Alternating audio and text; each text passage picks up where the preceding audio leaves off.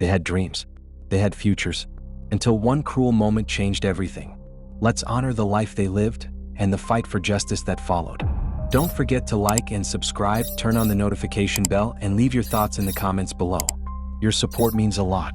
Today we're going to talk about a case that really shook up a small Oregon city. The date is October 16, 2012, and the city is Gresham, Oregon. The air is clean. It's early in the morning and the leaves are already turning gold. Whitney Hikel, a young woman of 21 years, leaves her apartment at 6:45 a.m. With her keys in hand, her black 1999 Ford Explorer is ready to go. It's only a 5-minute drive for her to get to work at Starbucks. Whitney works as a barista and is always on time and reliable. She never misses a shift. Then she says goodbye to her husband with a kiss. That's the last time he sees her alive. That's where the mystery of the real crime starts. Whitney never gets to work. The people who work with her wait and look at the time. That 7 a.m. time comes and goes. No Whitney. Her phone will go straight to voicemail. At 9:30, Clint, her husband, starts to feel scared. He keeps calling her. Nothing. At 10 a.m., he finally calls 911. There's a problem. Really not right. She doesn't act like this. Whitney isn't the type to just quit. She has a husband, friends, and family. She's been married for less than 2 years. What did happen during those hours? Where did she go? And why did this normal morning turn into a bad dream? Always something you see and it's always distant. And so I'm still processing it. I don't even know what to think about it. I just hope she's okay. We're doing the best we can to locate her. I hope nothing has happened to her. The search continues for a missing Gresham woman, and sheriff's deputies are calling her disappearance suspicious. Whitney Hikel disappeared yesterday. She left her apartment. For Whitney Hikel, it's all very close to home. She was born in 1991 in Portland, Oregon. For her, faith and family were the most important things in life as a child. She was raised by Jim and Lori as a Jehovah's Witness, and that faith changed the way she saw the world. She wasn't showy or loud. Whitney was an even-keeled person who liked to listen more than talk. Friends said she was kind and always had a smile on her face. She wasn't after drama or fame. She was making her life simple and honest. Clint Hikel and Whitney got married in 2011. They had known each other for a long time. They were only in their early 20s, but they had a strong bond. They lived in a simple apartment in Gresham and dreamed of a future together. They didn't have any kids yet, but they thought they had time. It wasn't just for the money that Whitney worked at Starbucks. She liked it, the habits, and the people. She had worked there for years, making coffee, chatting with regulars, and saving money for the next thing that would happen. There were lots of small joys in her life, and it was normal in the best way. Whitney cared deeply about her family and her faith. Her parents were close to her. No one was after her, and she didn't have many secrets. More than anything else, Whitney was the opposite. She let everyone in and maybe trusted them too much. So Whitney Hikel left her apartment on Tuesday, October 16, 2012, just as the sun was rising in Gresham, Oregon. It looked like any other day. The next few hours would turn a normal morning into the start of a true crime story that still scares people in this small city. It's 6:45 in the morning. While Whitney leaves, her husband Clint watches. She's ready for work, puts on her Starbucks apron, picks up her keys. She gets into her 1999 Ford Explorer SUV, which she has driven 100 times before. The short way to get to Starbucks is to walk through Gresham's quiet streets for 2 miles. She's due at 7 a.m. The same as always, Clint goes inside because he plans to see her later. He doesn't know that this is the last time she waves goodbye. At 7 o'clock, Whitney's coworkers are getting ready by setting up steaming milk and making coffee. Whitney is not there though. She's never ever late. The time goes by slowly. At 7:15 and 7:30, her shift lead looks at the schedule and then answers the phone. No call or text. By 8 a.m. they're scared. She doesn't act like this. She's the one you can trust. The barista who's always on time. Someone calls her cell phone, but it goes to voicemail. It's not clear to them yet, but Whitney's morning has already taken a crazy turn. Now it's 9:14 a.m. and Troutdale is 9 miles east of Gresham. Something is caught on camera at a gas station. Whitney's Ford Explorer pulls up, but she's not driving. You can see her face through the window from the passenger seat. There is a man behind the wheel. He has dark hair and a normal build. His bank card is used to pay for the gas. After 9 minutes, at 9:23 a.m., the same card is used again at an ATM nearby. 8 minutes between the two transactions. The person who is with her is not wasting time. But where are they going? What's Whitney doing just sitting there? Clint feels like something is not right. It's now after 9:30 a.m. He has been calling Whitney's phone for more than an hour, but hasn't heard anything all the time. It goes straight to voicemail. No texts and there are no check-ins. He's had enough. By 10 a.m. he calls 911. His voice is rough as he tells the operator, "My wife is missing. She left for work at 6:45 and never got there." He gives them the car description, the way to get there, and her phone number. The call is short and important. At 10:02 a.m., Gresham police write it down and get to work. Officers spread out and check Whitney's path. Her co-workers say she didn't show up. Things get going when Clint calls, but the rail break comes at 1 p.m. Then her SUV shows up, left behind in a Walmart parking lot in Wood Village, which is only a few miles from Gresham. The passenger window is broken and pieces of glass are all over the road. The back seats are folded down and the tires have fresh wet mud on them. It is not the way Whitney left it. It was driven by someone who didn't care about keeping it clean. At about the same time, another clue shows up. A hiker sees something strange on Larch Mountain, which is rough and wooded and 20 miles east of Gresham. It's a bright pink child's sippy cup lying off the trail. It doesn't belong there and is too clean to have been there for a long time. That cup is Whitney's niece's, but no one knows it yet. It's a clue that leads somewhere dark in this mystery that is slowly coming together. When the hiker leaves it, they don't know how heavy it is. By afternoon, the word has spread. Don't forget to like and subscribe, turn on the notification bell, and leave your thoughts in the comments below.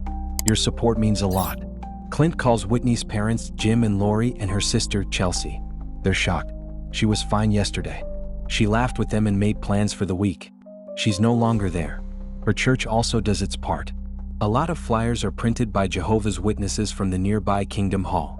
Whitney Heichel, age 21, is missing. Last seen on October 16th, putting flyers on poles and handing them out at gas stations, they went out into the streets. People in the community come together, but fear is growing. It's now after 3 p.m. It looks like Whitney is still out there. The Gresham Police Department doesn't hang around. They get 24 detectives from Multnomah County, Troutdale, Fairview, and even the Oregon State Police. Forensic teams are already on their way to that Walmart lot, and the state crime lab is ready to go. From the start, Chief Craig Junginger calls it a criminal investigation. This isn't a case that got away. The broken window, footage from the gas station, the ATM. They need to act quickly because something is wrong. But it's not just the police. A lot of people from Whitney's church, the Jehovah's Witnesses, show up. A huge number of them. Family, friends, and neighbors. They walk the streets, look through neighborhoods, and talk to people. By noon, they had found the SUV in Wood Village, which is only 4 miles from her apartment. The police are very worried about what they found. A lot of detectives are there picking up pieces of broken glass and looking for prints. Some of Whitney's things are found in a nearby dumpster. These are small, personal things. The first big break is the video from the gas station. Whitney's Ford Explorer pulls up at 9:14 a.m. She is alive in the passenger seat, but not in charge. After 9 minutes, Whitney's bank card goes off again at an ATM. It took 9 minutes between the hits. Anyone who is with her knows her PIN or has her card. The police begin to wonder if this person is someone she knows. They play back the tapes and improve the pictures, but it's hard to see the man's face. They go back to Whitney's life as a source. Police go to her apartment complex and talk to people who live there. Many of them say the same thing. Whitney wasn't a bother and was quiet and nice. No one saw her leave that morning, but a few people talked about a guy who lives nearby and is known in the community. Not much is known. Only a name is being thrown around. After that, they went to Starbucks to talk to her co-workers. People say she was always on time. Never missed a shift. No bad guys and no strange customers. Friends agree with it. Whitney didn't make a fuss. Jim, Lori, and Chelsea, her family, told the police that she was stable and happy. Even though Clint is a mess, he's helpful and answers all of our questions. The trail is getting hot by Wednesday, October 17th. The search is now bigger. Sandy, Dodge Park, and Larch Mountain.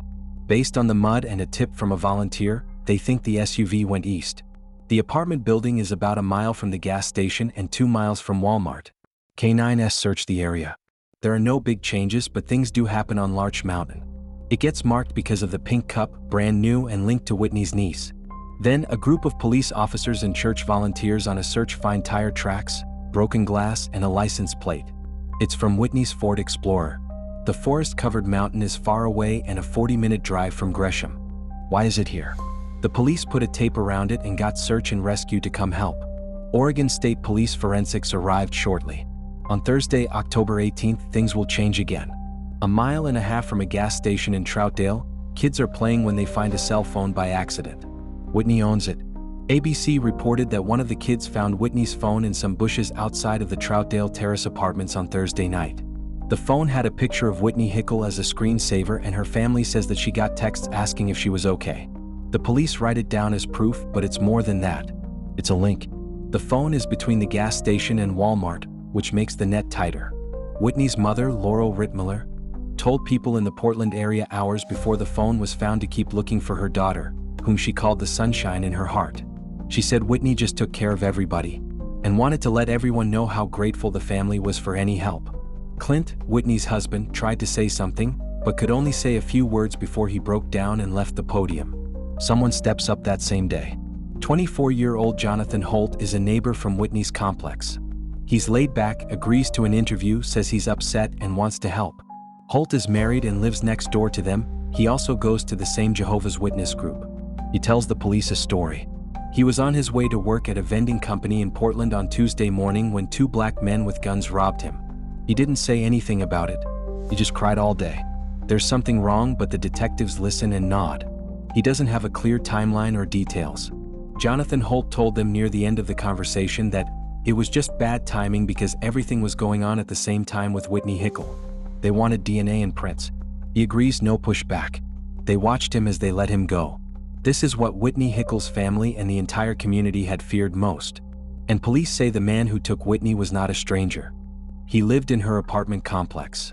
October 19th, Friday. The parts fit together easily. Holt goes to his North Portland workplace and throws a gun into some bushes. After that, he throws another gun in the grass outside of Gresham Police Department, just before he went in for a second interview. The move was bold and sloppy. Detectives jump in. The DNA test results are back from the SUV. The wheel had Holt's prints and DNA on it. His first story falls apart. It breaks him down in the interview room. Says the story about the theft was not true. Then it comes out that morning. He found Whitney and asked her to give him a ride. They both lived in the same apartment building. After about 5 minutes, Holt is said to have forced Whitney Hikel to have oral sex on him while holding a gun to her head in her car. They were taken to an area near a lake. The police report says that while Holt is talking, searchers are getting closer. Around 10 p.m. that night, they find Whitney's body hidden in a remote area of Larch Mountain. A forest area is off a trail east of Gresham. The autopsy later shows that she was shot 4 times. It's a sad and quiet scene. Don't forget to like and subscribe, turn on the notification bell, and leave your thoughts in the comments below. Your support means a lot. They have her, but it's not a win. The car plate, the sippy cup, and the tire tracks. Everything led to this. By Friday night, Holt had been charged with murder with a dangerous weapon. It's easy to see how the reason why that shadow is still there. Who is this person? Why did he do that?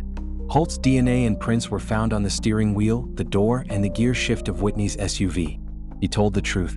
He took her to Roslyn Lake and then Larch Mountain, where he left her. The confession was cold and easy to understand, and it helped the police get what they needed. Holt went to court on October 23rd. 19 counts were brought against him by the prosecutors, including first-degree kidnapping, aggravated murder, and more. The steps were planned out, and each one was worse than the last. Then who was Jonathan Holt? He was born in Gresham in 1988 and grew up there. He wasn't lost or a stranger.